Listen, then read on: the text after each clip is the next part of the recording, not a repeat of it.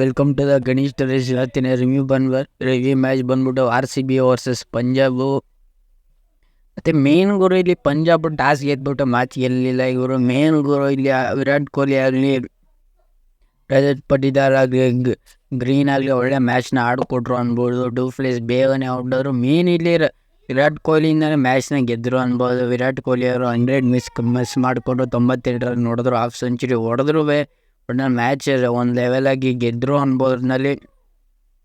ನಾನು ಮೇನ್ ಗುರು ಇಲ್ಲಿ ಪಂಜಾಬ್ ಬೌಲರ್ ಏನು ಇಷ್ಟೊಂದು ರನ್ ನೆಕ್ಸ್ಟ್ ಲೆವೆಲ್ ರನ್ ಹೊಡೆಸ್ಕೊಂಡ್ರು ಅನ್ಬೋದು. ಅಕ್ಷಯ್ ಪಟೇಲ್ ಆಗಲಿ, ಸ್ಯಾಮ್ ಕರಣ್ ಆಗಲಿ. ಸ್ಯಾಮ್ ಕರಣ್ ಸಿಕ್ಕಾಪಟ್ಟೆ ಎಕ್ಸ್ಪೆನ್ಸಿವ್ ಆದರು, ಎಲ್ಲರಿಗಿಂತ ಜಾಸ್ತಿ ರನ್ ಅವರೇ ಹೊಡೆಸ್ಕೊಂಡ್ರು ಅನ್ಬೋದು. 50 ರನ್ ಹೊಡೆಸ್ಕೊಂಡ್ರು.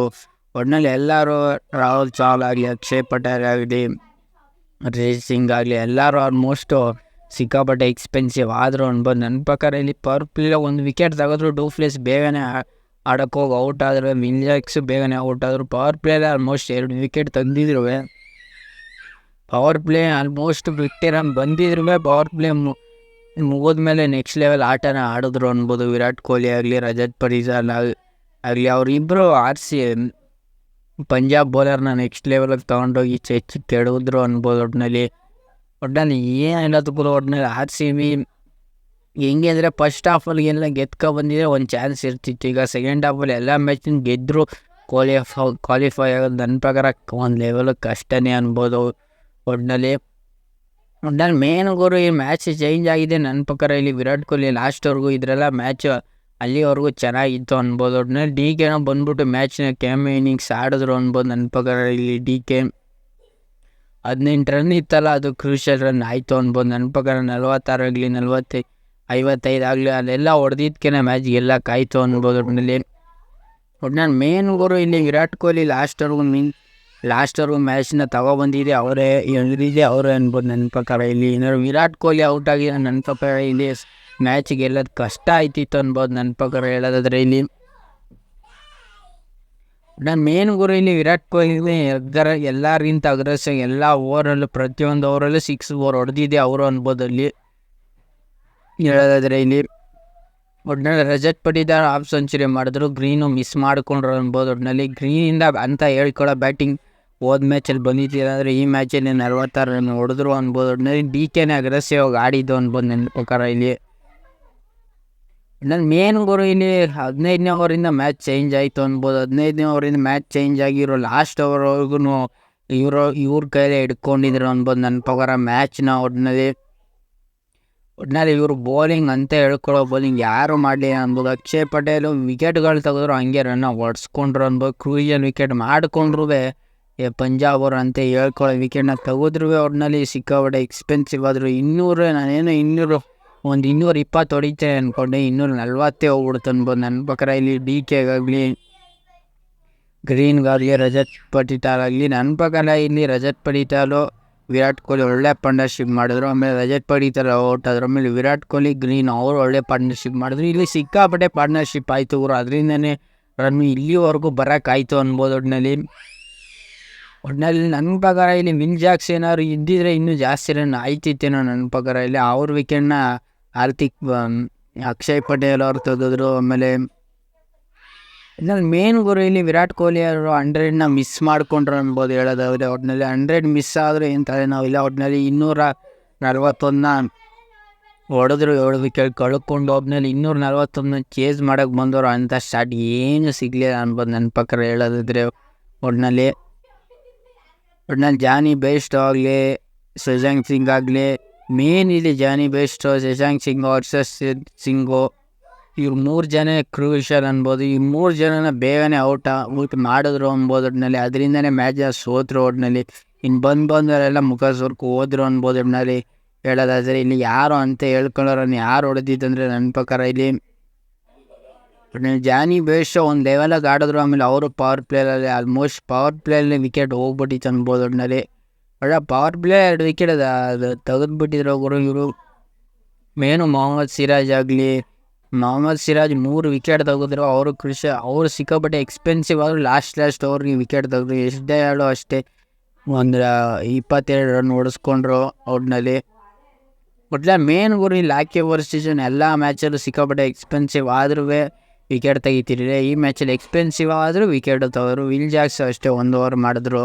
ಗ್ರೀನ್ಗೆ 1 ಓವರ್ ಕೊಟ್ಟಿದ್ರು. ಅವರು ಒಂಚೂರು ಜಾಸ್ತಿ ಓವರ್ ಕೊಟ್ಟಿದ್ರು ಇನ್ನೂ ಬೇಗ ಮ್ಯಾಚ್ ಮುಗಿಸ್ತಿದ್ರು. ಅವ್ರನ್ನೆಲ್ಲ ಕರಣ್ ಶರ್ಮಾನೇ ಸಿಕ್ಕಾಪಟ್ಟೆ ಚೆನ್ನಾಗಿ ಓವರ್ ಮಾಡಿದ್ರು ಅನ್ಬೋದು. ಒಟ್ಟಿನಲ್ಲಿ ಪವರ್ ಪ್ಲೇಲಿ ವಿಕೆಟ್ ತೆಗೆದ್ರು ಕೂಡ ಅದರಿಂದನೇ ಮ್ಯಾಚ್ನ ಟರ್ನಿಂಗ್ ಮಾಡಿದ್ರು. ಏನಾದ್ರು ಪವರ್ ಸೀಲಿ ಇವ್ರು ಏನಾದ್ರು ವಿಕೆಟ್ ತೆಗಿತಿಲ್ಲ ಅಂತಿದ್ರೆ ಸಿಕ್ಕಾಪಟ್ಟೆ ಮ್ಯಾಚ್ ಸೋಲ್ತಿದ್ರು ಅನ್ಬೋದು. ಒಟ್ಟಿನಲ್ಲಿ ಆ ಪವರ್ ಪ್ಲೇಯಿಂದನೇ ಮ್ಯಾಚ್ನ ಗೆದ್ದರು ಅನ್ಬೋದು. ನನ್ನ ಪ್ರಕಾರದಲ್ಲಿ ಸ್ಯಾಮ್ ಕರ್ನ್ ಅಂತ ಹೇಳ್ಕೊಳ್ಳೋ ಆಟ ಆಡಲಿಲ್ಲ ಅನ್ಬೋದು. ಒಟ್ಟಿನಲ್ಲಿ ಮೇನ್ ಓವರಲ್ಲಿ ಸಿಕ್ಕಾಪಟ್ಟೆ ಎಕ್ಸ್ಪೆನ್ಸಿವ್ ಆದರೂ RCB ಬೌಲಿಂಗ್ ಎಕ್ಸ್ಪೆನ್ಸಿವ್ ಆದರೂ ಒಟ್ಟಿನಲ್ಲಿ ಒಂದು ಲೆವೆಲ್ಗೆ ಮ್ಯಾಚ್ನ ಗೆದ್ದರು ಅನ್ಬೋದು. ಒಟ್ಟಿನಲ್ಲಿ ಪವರ್ ಪ್ಲೇ ವಿಕೆಟ್ ತೆಗೆಯೋದಾಗಲಿ ಕ್ಯಾಚ್ಗಳನ್ನ ಬಿಟ್ಟರು ಹೆಂಗೋ ಮ್ಯಾಚ್ ಮಾಡಿಕೊಂಡ್ರು. ಒಟ್ಟಿನಲ್ಲಿ ಪಂಜಾಬಲ್ಲೂ ಕ್ಯಾಚ್ಗಳನ್ನ ಬಿಟ್ಟರು ಅದರಿಂದನೇ ಮ್ಯಾಚ್ನ ಸೋತರು ಅನ್ಬೋದು. ಹೆಂಗಾರು ಪಂಜಾಬಲ್ಲಿ ಮ್ಯಾಚ್ನ ಕ್ಯಾಚ್ನ ಹಿಡ್ದಿದ್ರೆ ನನ್ನ ಪ್ರಕಾರ ಇಲ್ಲಿ ಗೆಲ್ಲೋ ಮೂಮೆಂಟ್ ಇರ್ತಿತ್ತೇನೋ. ಅದರಿಂದನೇ ಮ್ಯಾಚ್ನ ಸೋತರು ಅನ್ಬೋದು ಪಂಜಾಬಲ್ಲಿ. ಒಟ್ಟಿನಲ್ಲಿ RCB ಒಂದು ಲೆವೆಲ್ಗೆ ಫೀಲ್ಡಿಂಗ್ ಆಗಲಿ ಕ್ಯಾಚಿಂಗ್ ಆಗಲಿ ಇದ್ರೂ ಮ್ಯಾಚ್ನ ಗೆದ್ದರು ಅನ್ಬೋದು. ಒಟ್ಟಿನಲ್ಲಿ ಇಷ್ಟೊಂದು ರನ್ನಿಂದ ಗೆಲ್ತಾರೆ ಅಂತ ನಾನು ಅಂದ್ಕೊಂಡಿದ್ದೆ. ಏನೋ ಒಂದು 10 ರನ್ನಿಂದ ಗೆಲ್ತಾರೆ ಕೊಂಡಿದ್ದೆ. ಇಷ್ಟೊಂದು 60 ರನ್ನಿಂದ ಗೆದ್ದರು, ಅದಕ್ಕೆ ಕ್ರೆಡಿಟ್ ಕೊಡಬೇಕು. ಒಟ್ಟಿನಲ್ಲಿ ಗುರು ಅದೇ ಇವರು ಒಂದು ಓಪಿನ್ ಇದೆ ಶಶಾಂಕ್ ಸಿಂಗ್ ಹರ್ಷ ಸಿಂಗ್ ಇರ್ತು ಹೊರ್ತು ಇಲ್ಲಿ ಯಾರು ಅಂತ ಹೇಳ್ಕೊಳ್ಳೋ ಆಟ ಆಡಲಿ. ಒಟ್ಟಿನಲ್ಲಿ ಇವರಿಬ್ಬರು ಔಟ್ ಆಯ್ತಿರಂಗೆ. ಒಟ್ಟಿನಲ್ಲಿ ಅವರಿಬ್ಬರು ಲಾಸ್ಟ್ ಅವರು ಇಲ್ಲಿದೆ. ಅವರಿಬ್ಬರು ಓಫ್ನ ತೆಗೆದ್ರು. ಒಟ್ಟಿನಲ್ಲಿ ಅದರಿಂದನೇ ಮ್ಯಾಚ್ನ ಸೋತರು ಅನ್ಬೋದು. ಹರ್ಷಿತ್ ಬ್ರಾನ್ ಅಂತ ಹೇಳ್ಕೊಳ್ಳೋ ವಿಕೆಟ್ನ ತೆಗೀಲಿಲ್ಲ ಅವ್ರ ಮೇಲೆ, ಅದರಿಂದ ಮ್ಯಾಚ್ನ ಸೋತರು ಅನ್ಬೋದು. ಒಟ್ಟಿನಲ್ಲಿ ಮೇನ್ ಊರು ನಾನು ಹೇಳಿದೆ ಪ್ರಿವ್ಯೂದಲ್ಲಿ RCB ಈ ಮ್ಯಾಚ್ನ ಗೆಲ್ಲೇಬೇಕು. ಮ್ಯಾಚ್ ಏನಾದ್ರು ಗೆದ್ದಿತ್ತಿಲ್ಲ ಅಂತಿದ್ರೆ ಒಟ್ಟಿನಲ್ಲಿ ಒಂಚೂರು ಒಂಚೂರು ಪ್ಲೇ ಆಫ್ ಹೋಗೋದು ಕಷ್ಟ ಆಯ್ತಿತ್ತು. ಒಟ್ಟಿನಲ್ಲಿ ಒಂಚೂರು ಪ್ಲೇ ಆಫ್ ಹೋಗೋದು ಒಂಚೂರು ಈಸಿ ಮಾಡ್ಕೊಂಡ್ರು ಅನ್ಬೋದು. ಒಂದು ಸೆಲೆಕ್ಟ್ ಆಗ್ತಾರೋ ಇಲ್ಲೋ ಒಂಚೂರು ರನ್ ರೇಟ್ ಜಾಸ್ತಿ ಬರ್ತು ಅನ್ಬೋದು.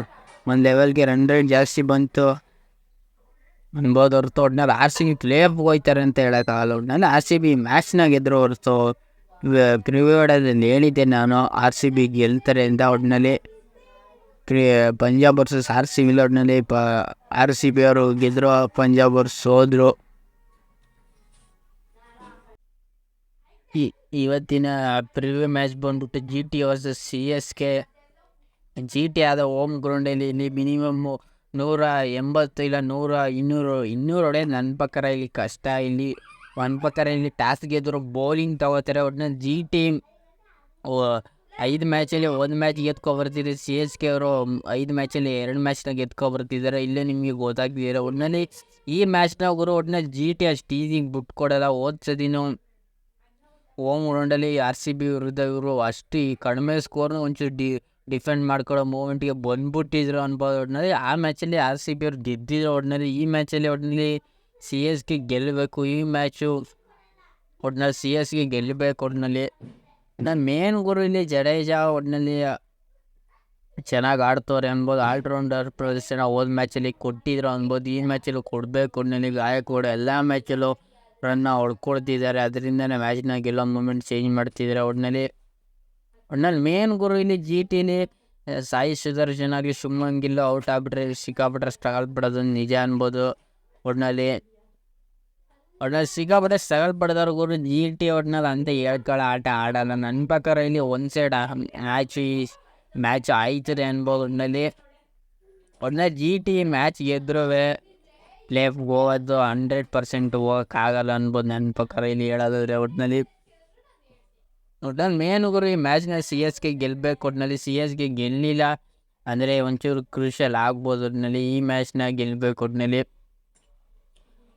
ಸಿಕ್ಕಾಪಟ್ಟೆ CSK ಅವರು ಸ್ಟ್ರಗಲ್ ಪಡ್ತವ್ರೆ. ಒಟ್ಟಿನಲ್ಲಿ ಅಂತ ಹೇಳ್ಕೊಳ್ಳೋ ಬೌಲಿಂಗ್ ಇಲ್ಲ. ಮೇನ್ ಇಲ್ಲಿ ಪತ್ತಿರಾಣನೂ ಇಲ್ಲ ಅನ್ಬೋದು. ಪತ್ತಿರಾಣ ಆಗಲಿ ತೀಕ್ಷ್ಣ ಆಗಲಿ ಇವರು ಮೇನ್ ಸೆಂಟ್ ಬಂದ್ಬಿಟ್ಟು ಪತ್ತಿರಾಣ ಒಟ್ಟಿನಲ್ಲಿ ಇಲ್ಲ ಅನ್ಬೋದು. ಒಟ್ಟಿನಲ್ಲಿ ಮುಸ್ತಫಿಜರು ಇಲ್ಲ. ಒಟ್ಟಿನಲ್ಲಿ ದೀಪಕ್ ಚಾಲು ಇಲ್ಲ. ಒಟ್ಟಿನಲ್ಲಿ ಇವರು ಬೌಲಿಂಗ್ ಕಡೆ ಬರೋದಾದರೆ ಶಾಕುಲ್ ಠಾಕೂರು ಒಟ್ಟಿನಲ್ಲಿ ಸೆಂಟರು ಇವ್ರು ಯಾರು ಹೊಸ ಬೌಲರ್ನೆಲ್ಲ ತೊಗೊಬಂದಿದ್ದಾರೆ ಅನ್ಬೋದು. ಹೋದ ಮ್ಯಾಚು ಬೌಲಿಂಗಲ್ಲೇ ಇಂದಾನೆ ಮ್ಯಾಚ್ನ ಗೆದ್ದರು ಅನ್ಬೋದು. ಬ್ಯಾಟಿಂಗಲ್ಲಿ ಅಂತ ಹೇಳ್ಕೊಳ್ಳೋ ಆಟ ಆಡಲಿ ಅವರು ಬೌಲಿಂಗಲ್ಲೇ ಮ್ಯಾಚ್ನ ಗೆದ್ದರು. ಒಟ್ಟಿನಲ್ಲಿ GTಲಿ ಬೌಲಿಂಗ್ ಲೆವೆಲ್ ಒಂದು ಚೆನ್ನಾಗಿದೆ, ಬ್ಯಾಟಿಂಗ್ ಅಂತ ಕಚ್ಚಿಡವಾಗಿದೆ ಅನ್ಬೋದು. ಒಟ್ಟಿನಲ್ಲಿ ಅಂತ ಹೇಳ್ಕೊಳ್ಳೋ ಆಟನೇ ಆಡಲ್ಲ ಇವರು GT ಅವರು. ಒಟ್ಟಿನಲ್ಲಿ ಒಂದು ಸೈಡ್ ಮ್ಯಾಚ್ ಆಲ್ಮೋಸ್ಟ್ ಬಂದ್ಬಿಡ್ತದೆ. ಏನೋ ಒಂಚೂರು ಬುಡಕ್ಕೆ ಹೋಗೋದು ನನ್ನ ಪ್ರಕಾರ ಒಂಚೂರು ಕಷ್ಟ ಅನ್ಬೋದು. ಒಟ್ಟಿನಲ್ಲಿ GTಗೆ ಒಂಚೂರು ಹೋಮ್ ಗ್ರೌಂಡ್ ಅಡ್ವಾಂಟೇಜ್ ಇದೆ. ಇದ್ರೆ ಒಂದು next level C S K ಅವರು ಆಡ್ತಾರೆ. ಒಟ್ಟಿನಲ್ಲಿ ಹೋಮ್ ಗ್ರೌಂಡಲ್ಲಿ ಜಿ ಟಿ ಅವರು ಗೆದ್ಕೊ ಬರ್ತಿದ್ದಾರೆ. ಒಟ್ಟಿನಲ್ಲಿ ಇವರು ಆಚೆ ಬಂದಾಗ ಅಂತ ಹೇಳ್ಕೊಳ್ಳೋ ಆಟ ಆಡಲಿಲ್ಲ ಅಂದರೆ ಈ ಮ್ಯಾಚ್ನ ಗೆಲ್ತಾರೆ ಅಂತ ನನಗೇನು ಅನಿಸ್ತಿದೆ. ಒಟ್ಟಿನಲ್ಲಿ ಸಿ ಎಸ್ ಕೆ ಟೀಮ್ ಒಟ್ಟಿನಲ್ಲಿ ಹೆಂಗಿರ್ತಾರೆ ಒಟ್ಟಿನಲ್ಲಿ ನನ್ನ ಪ್ರಕಾರ ಇಲ್ಲಿ ಗಾಯಕ್ವಾಡ್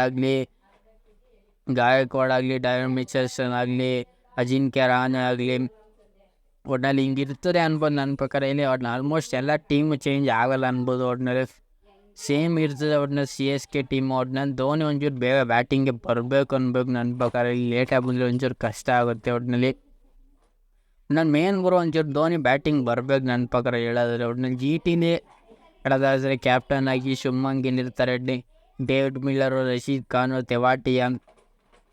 ನನ್ನ ಪ್ರಕಾರ ಈ ಮ್ಯಾಚನ್ನ ಉಮೇಶ್ ಯಾದವ್ ಆಡಿಸ್ತಾರೆ ಅನ್ಬೋದು. ಇಲ್ಲ ಬೌಲಿಂಗ್ ಚೇಂಜ್ ಏನಾರು ಮಾಡ್ತಾರೆ ಸಿ ಎಸ್ ಕೆಲಿ ಇಲ್ಲ ಜಿ ಟಿಲಿ ಅನ್ಬೋದು. ಒಟ್ಟಿನಲ್ಲಿ C S K bowling change ಮಾಡಲ್ಲ, ಬ್ಯಾಟಿಂಗ್ ಚೇಂಜ್ ಏನಾರು ಮಾಡಿದ್ರು ಮಾಡ್ಬೋದು. ಒಟ್ಟಿನಲ್ಲಿ ಈ ಮ್ಯಾಚ್ನ ಒಟ್ಟಿನಲ್ಲಿ ಸಿ ಎಸ್ ಕೆ ಗೆಲ್ತಾರೆ. ಒಟ್ಟಿನಲ್ಲಿ ಇವರು ಟೋಟಲಾಗಿ ಇಲ್ಲೇ ನಿಮ್ಗೆ ರಿಸಲ್ಟ್ ಗೊತ್ತಾಗ್ತಿದೆ. ಒಟ್ಟಿನಲ್ಲಿ ಇವರು ಟೋಟಲಾಗಿ ಆಡಿರೋದು ನೋಡಿದ್ರೆ 6 ಮ್ಯಾಚಲ್ಲಿ 3 ಜಿ ಟಿ ಗೆದ್ದಿದ್ದಾರೆ, ಸಿ ಎಸ್ ಕೆ ಅವರು 3 ಗೆದ್ದಿದ್ದಾರೆ. ಒಟ್ಟಿನಲ್ಲಿ G T versus C S ಕೆಲಿ ಒಟ್ಟಿನಲ್ಲಿ ಹೋಮ್ ಗ್ರೌಂಡ್ ಅಡ್ವಾಂಟೇಜ್ ಜಿ ಟಿಗೆ ಇರ್ತದೆ, ಅಷ್ಟು ಈಸಿಗೆ ಬಿಟ್ಕೊಡೋದಿಲ್ಲ. ಒಟ್ಟಿನಲ್ಲಿ ಈ ಮ್ಯಾಚ್ನ ಗೆದ್ದಿರುವ ಜಿ ಟಿ ಅವರು ಕ್ವಾಲಿಫೈ ಆಗೋದಿಲ್ಲ. ಈ ಮ್ಯಾಚ್ನ ಏನಾದ್ರು ಸಿ ಎಸ್ ಕೆ ಗೆದ್ದರೆ ಒಂಚೂರು ಕ್ವಾಲಿಫೈ ಆಗೋ ಚಾನ್ಸ್ ಇದ್ದೇ ಇರ್ತಿದೆ. ಒಟ್ಟಿನಲ್ಲಿ ಕ್ವಾಲಿಫೈ ಆಯ್ತಾರೆ ಅನ್ಬೋದು. ಒಟ್ಟಿನಲ್ಲಿ ನಮ್ಮ ಸಪೋರ್ಟ್ ಒಟ್ಟಿನಲ್ಲಿ ಸಿ ಎಸ್ ಕೆಗೆ. ಒಟ್ಟಿನಲ್ಲಿ ಈ ಮ್ಯಾಚ್ನ ಏನಾದ್ರು ಜಿ ಟಿ ಗೆದ್ದರೆ ಒಂಚೂರು ಆರ್ ಸಿ ಪಿ ಯೂಸ್ಫುಲ್ ಇರ್ಬೋದು. ಒಟ್ಟಿನಲ್ಲಿ ಸಿ ಎಸ್ ಕೆ ಗೆಲ್ತಾರೆ ಗುರು ಅಂತ ನಾನು ಪ್ರೇಡ್ ಮಾಡ್ತೀನಿ. ಒಟ್ಟಿನಲ್ಲಿ ನಾನು Punjab versus R C B ರಿವ್ಯೂನು ಮಾಡಿದ್ದೀನಿ. ಅದನ್ನು ರಿವ್ಯೂ ನೋಡಿ ಅಂತ ಈ ರಿವ್ಯೂ ವಿಡಿಯೋನ ಮುಗಿಸ್ತಿದ್ದೀನಿ. ಮತ್ತು ಸಬ್ಸ್ಕ್ರೈಬ್ ಮಾಡ್ಕೊಳ್ಳಿ. ಸುಮಾರು ಜನ ಸಬ್ಸ್ಕ್ರೈಬ್ ಮಾಡದೆ ನೋಡ್ತಿದ್ದೆ ಗುರು. ನೀವು ಸಬ್ಸ್ಕ್ರೈಬ್ ಇದ್ರೆ ಒಂದೊಂದು ವಿಡಿಯೋ ಮಾಡೋಕ್ಕೂ ಯೂಸ್ಫುಲ್ ಆಗುತ್ತೆ. ಒಟ್ಟಿನಲ್ಲಿ ಲಾಸ್ಟ್ವರೆಗೂ ವಿಡಿಯೋ ನೋಡಿ ನಿಮ್ಗೆ ಏನು ಅನಿಸುತ್ತೆ ಕಮೆಂಟ್ ಮಾಡಿ. ಈ ಮ್ಯಾಚ್ನ ಯಾರಿಗೆ ಅಂತಾರೆ ಕಮೆಂಟ್ ಮಾಡಿ.